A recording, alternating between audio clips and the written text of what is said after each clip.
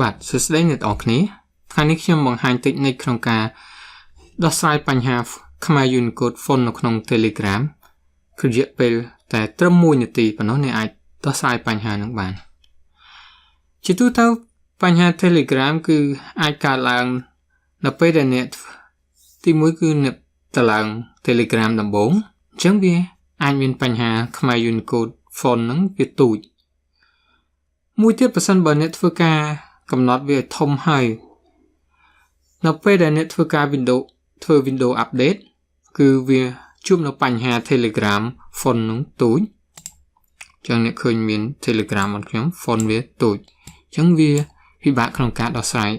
ពិបាកក្នុងការអានក្នុងការសរសេរឬក៏អីចឹងមួយទៀតគឺនៅពេលកុំព្យូទ័រអ្នកមានបញ្ហាត្រូវទៅឡើង Windows ថ្មីចឹងក៏ជួបនឹងបញ្ហាfont Khmer Unicode ទូចនៅក្នុង Telegram នោះដែរអូខេដើម្បីដោះស្រាយបញ្ហានេះយើងចូលទៅមើលទាំងអស់គ្នា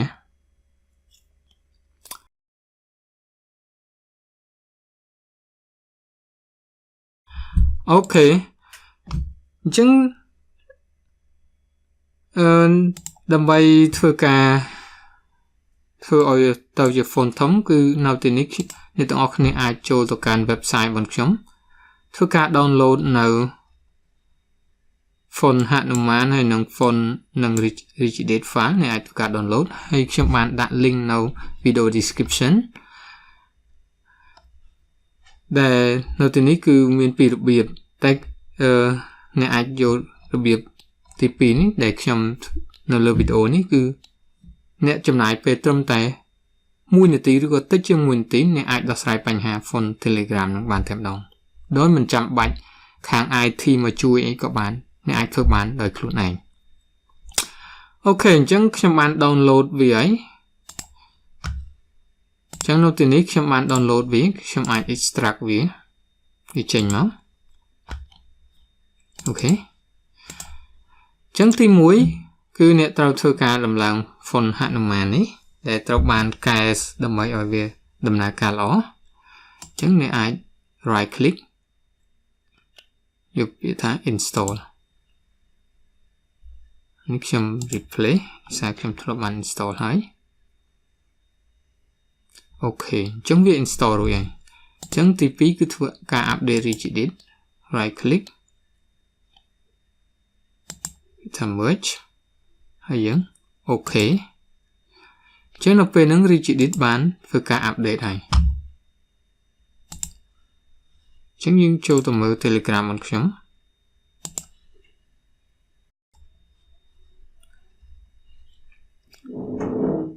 Telegram ខ្ញុំនៅទូចដែរអញ្ចឹងគ្រាន់តែធ្វើការ install ពីហ្នឹងគឺតាមពិតវារួចរាល់ហើយតែទាមទារឲ្យអ្នកធ្វើការ restart ម៉ាស៊ីនអញ្ចឹងបន្ទាប់ពីខ្ញុំ restart ម៉ាស៊ីនអ្នកនឹងឃើញ font វាធំឥឡូវខ្ញុំសូមធ្វើការ restart ម៉ាស៊ីនសិន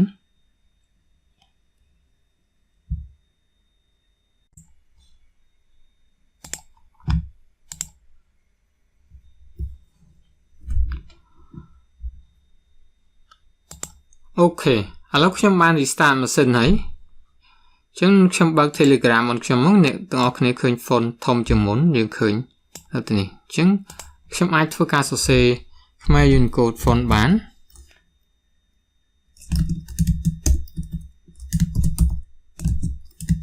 សូមអរគុណអីចឹងទៅ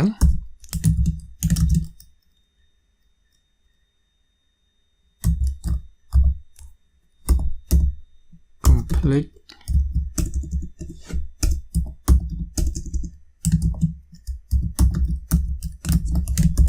ជួយ share ចឹងនៅទីនេះអ្នកឃើញវា font ធំម្ដងចឹងអ្នកអាចធ្វើការទំនាក់ទំនងជាមួយអ្នកដទៃដោយងាយស្រួលហើយងាយស្រួលក្នុងការអានក្នុងការសរសេរផងដែរ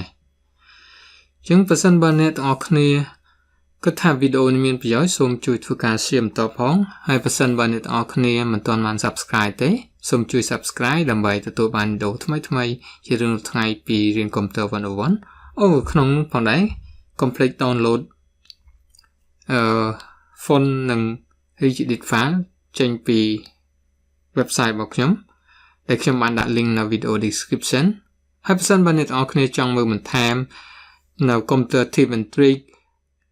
Microsoft Word Microsoft Excel Microsoft PowerPoint អ្នកអាចចូលទៅកាន់ channel រៀន computer 101នេះដើម្បីធ្វើការមើលបន្ថែមផងដែរបាទអរគុណច្រើន